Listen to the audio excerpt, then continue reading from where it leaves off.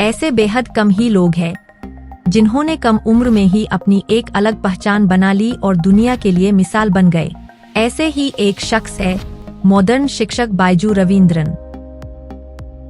नमस्कार दोस्तों, स्वागत है आपका अपना चैनल देशी मुद्दा में।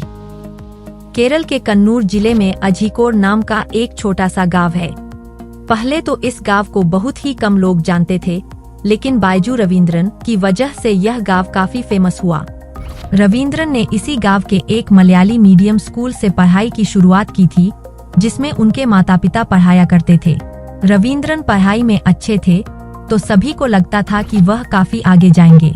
धीरे धीरे बायजू रविंद्रन तरक्की की सीढ़ियां चढ़ते भी गए और एक दिन ऐसा आ गया जब उनकी नेटवर्थ 17,545 करोड़ रुपए तक जा पहुंची। 41 साल के बायजू रविंद्रन ने न सिर्फ अपने स्किल से दुनिया भर के करोड़ों छात्रों को शिक्षा देने में मदद की है, बल्कि इसी के जरिए बिजनेस की दुनिया में नया मुकाम भी हासिल किया है। रविंद्रन ने छात्रों के छोटे ग्रुप्स को कोचिंग देकर शुरुआत की। उसके बाद उनके छात्रों की संख्या में लगातार इजाफा होता गया। छोटे कमरे से बड़े कमरे में शिफ्ट हुए। वर्ष 2006 से 2011 के बीच की छोटी सी अवधि में ही बायजू के स्टूडेंट्स की संख्या 40 से बढ़कर 1000 तक पहुंच गई। वे दूसरे शहरों में जाकर भी कोचिंग क्लास लेते थे। बाद में उन्होंने सोचा कि क्यों न एक ही जगह रहकर अपने सभी छात्रों तक पहुंचा जा सके। उन्होंने 2009 में कैट के लिए online video based learning programme शुरू किया।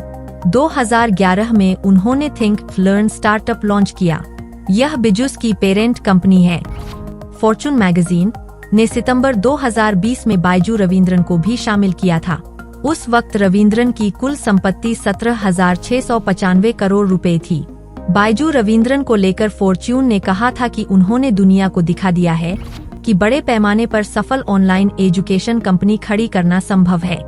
बायजू रविंद्रन अपनी पत्नी दिव्या गोकुलनाथ और परिवार के साथ 3.05 अरब डॉलर की संपत्ति सहित जुलाई 2020 लिस्ट में 46वें नंबर पर थे। इसी लिस्ट में साल 2019 के दौरान बायजू रविंद्रन 1.9 अरब डॉलर संपत्ति के साथ जगह बनाई थी। बायजूज भारत के स्टार्टअप इकोसिस्टम की पोस्टर बॉय बन गई। इसके प्रमोटर बायजू रविंद्रन को एक के बाद एक entrepreneur of the year award मिले। कंपनी ने मार्केटिंग पर धुआंधार तरीके से पैसा बहाया। शाहरुख खान जैसे बॉलीवुड के सुपरस्टार इसके ब्रांड एम्बेसडर बने। व्हाइट जूनियर के लिए इसने ऋतिक रोशन को अपने साथ जोड़ा। इंडियन क्रिकेट टीम की यह टाइटल स्पॉन्सर बनी। यहाँ तक कि फीफा वर्ल्ड कप की को स्पॉन्सरशिप भी इसने हासिल की। मशहूर फुटबॉलर लियोनेल मेसी को इसने अपना इंटरनेशनल ब्रांड एम्बेसडर बनाया। कोरोना काल में बायजू कंपनी ने देश भर में तेजी से अपना विस्तार किया था। उस वक्त कोरोना की वजह से देश भर में स्कूल बंद थे और पढ़ने के लिए स्टूडेंट्स के पास इंटरनेट के अलावा कोई और विकल्प नहीं था।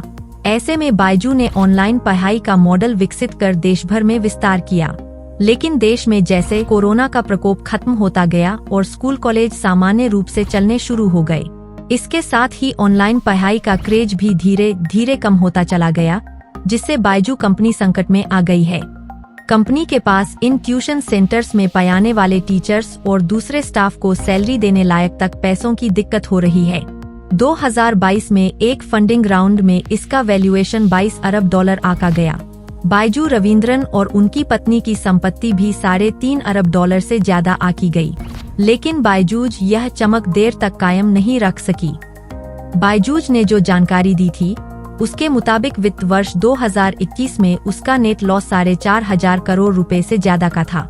इस बीच कंपनी के कई सीनियर अधिकारियों ने इस्तीफा दे दिया। हाल में इसकी ऑडिटर डेलॉयट ने भी इसकी माली हालत पर चिंता जताते हुए काम छोड़ दिया। कहा कि कंपनी अपने फाइनेंशियल रिकॉर्ड नहीं दे रही। पिछले साल जून में बायजूज से बड़े पैमाने पर छंटनी का सिलसिला शुरू हुआ। इस साल जून तक कंपनी ने करीब 4,000 कर्मचारियों को हटा दिया। संकट बढ़ा तो निवेशकों ने दबाव बनाना शुरू किया। कर्ज देने वालों ने नकेल कसनी शुरू की। कंपनी विवादों में घिरी तो वैल्यूएशन नीचे आने लगा। पिछले महीने बायजूज में नीदरलैंड्स की कंपनी प्रोसेस के निवेश की खबर आई। इस फंडिंग में उसने बायजूज की कीमत लगभग 5 अरब डॉलर लगाई गई। कहां 22 अरब डॉलर और कहां अब 5 अरब डॉलर। इन सब के बीच बायजूस का अमेरिकी कर्जदाताओं के एक ग्रुप से विवाद हो गया। यह मसला कर्ज की शर्तों को लेकर था। बायजूस ने साल 2021 में 1 अरब 20 करोड़ डॉलर का कर्ज लिया था। कर्ज देने वालों ने कर्ज का एक हिस्सा तुरंत वापस करने को कहा। उन्होंने कर्ज की शर्तों का उल्लंघन करने का आरोप लगाया। यह मामला अब अमेरिकी अदालत में जा चुका है।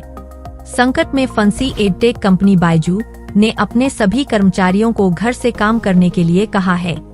नकदी की कमी से जूझ रही कंपनी ने देश भर में अपने कार्यालयों को खाली कर दिया है। कंपनी ने केवल बेंगलुरु स्थित मुख्यालय को अपने पास रखा है।